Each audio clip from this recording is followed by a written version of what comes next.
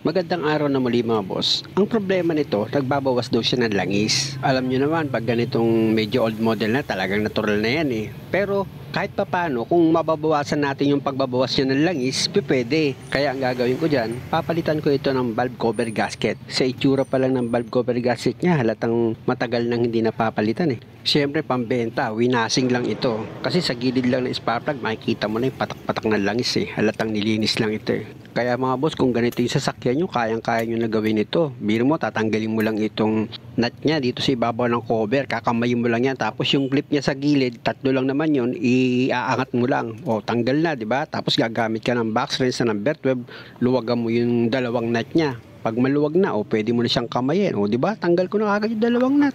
Tapos meron yan dalawang flat washer seal. Actually, itong washer dapat yan dikit dito sa rubber niya eh. Eto, bumitaw na siya eh. Pero mamaya na yan. Dito muna ako sa timing belt cover niya. Meron ko lang naman tatanggalin ditong 3 bolt na number 10. At kaya ko tatanggalin yung timing belt cover niya kasi nandito yung oil seal mga boss, yung sa camshaft. Dahil nga sa nagbabawas ito na lang, i-check ko na rin dito yung oil seal. Pwede kasi tumagas din. Pag wala naman, babalik mo lang yan. Madali lang eh. Pero tatanggalin ko muna itong number 12 na bolt dito sa air filter housing niya. Tapos, itong dalawang hose dito sa ibabaw ng valve cover. Aalisin mo rin yan mga boss. Kasi, para pag inangat mo itong valve cover, o di walang abala, pati itong housing ng air filter, ililis mo ng kaunti yan. Tapos, tutuluyan mo na ngayon tanggalin yung dalawang rubber seal dito sa valve cover mo. Maganda klase nilagay na rubber seal kahit replacement lang ang kapit mga boss. Kaya ang gagawin ko dyan, ibabalik ko rin yan. Possible pinalitan ito ng may-ari. Kasi nga hindi na ito yung original niya. Pero okay siya, makapit Dahil wala na yung washer seal niyan mga boss, pwede mo nang iangat itong valve cover mo. Ganun lang. Di ba?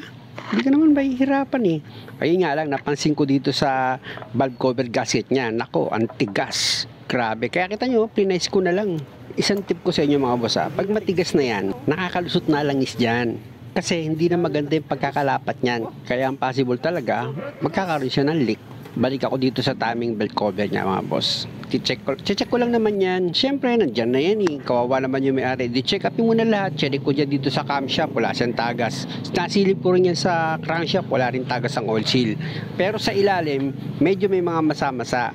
Natural naman yun sa kalumaan. Wag lang yung talagang papatak siya. Siyempre naman pag ganun po repair na yun. Ito na ngayon yung bagong valve cover gasket niya mga boss. Ayan. Sa akin kasi kahit replacement lang okay lang yan. Ilalagyan ko naman yan ng gasket maker Ayan beta gray ang nilalagay ko dyan mga boss. Maganda yung beta gray, makapit yan. Ayan ang the best na ginagamit ko ngayon. Tapos ibabalik ko muna itong timing belt cover niya. Ilalagay ko muna yung isang bolt na number 10. Pag okay na, ilalagay ko na ngayon itong valve cover niya. Nakapatong kasi itong valve cover dito sa timing belt cover mga boss. Ayan kung makikita nyo, nakaipit siya. Pag nailapat nyo na yan, pwede nyo nang ilagay itong rubber seal niya or yung washer seal. Ang ganda ng washer seal nito. Maigpit yung kapit niya, kaya pinahiran ko ng kaunting beta gray itong rubber seal para mas maganda yung kapit niya.